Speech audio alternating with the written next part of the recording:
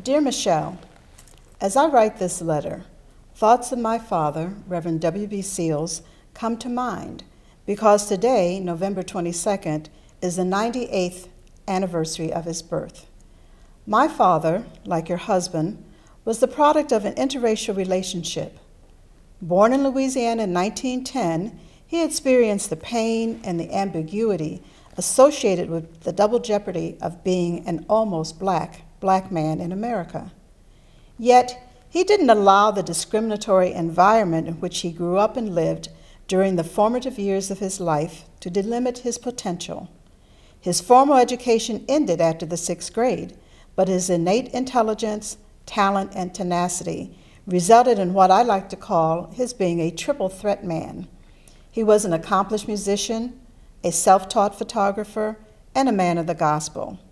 And I shouldn't omit the fact that he had a day job as a laborer at the Chevy plant to provide for his wife and 9 children. Like your father, he was up every day at 4 a.m. to go to the plant so that we could get the education he was never able to complete. Why am I telling you about my father? Although we are 20 years apart in age, we share a common bond as a daddy's girl. The fond memories, admiration, and love that you have for your father and have shared with us are very endearing to me. I am reminded of my relationship with my father and how much we all miss him. I also think that it is very important and instructive for Americans who never knew or who never believed to hear about the generations of strong black fathers who supported and nurtured their families. Black fathers like our fathers, who, contrary to popular belief, were not absentee fathers and played a major role in their children's upbringing. How wonderful that your husband continues this tradition with your daughters and carries this message forward as an example for today's young fathers.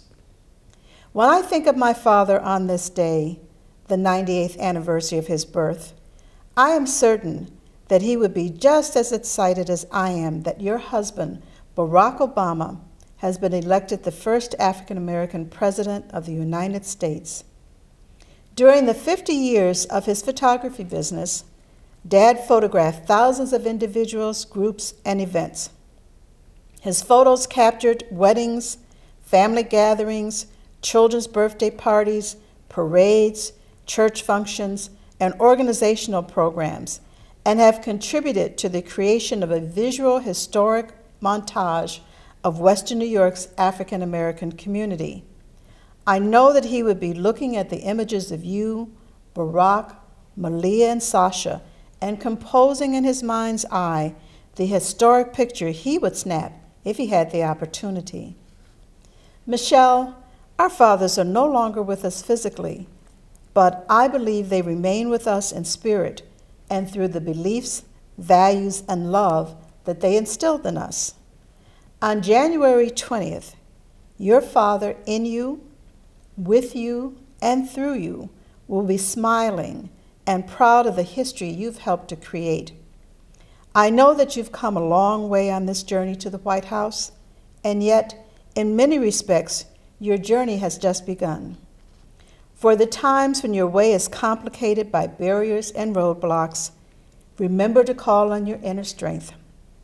Your father will be there. Remember to call on your resilience. Your father will be there. Remember to call on your faith. Your father will be there. Finally, please know that I, along with thousands more of your sisters, will keep you, President-elect Obama, your daughters, and our family in our prayers. With sincerest regards, Barbara Seals Nevergold.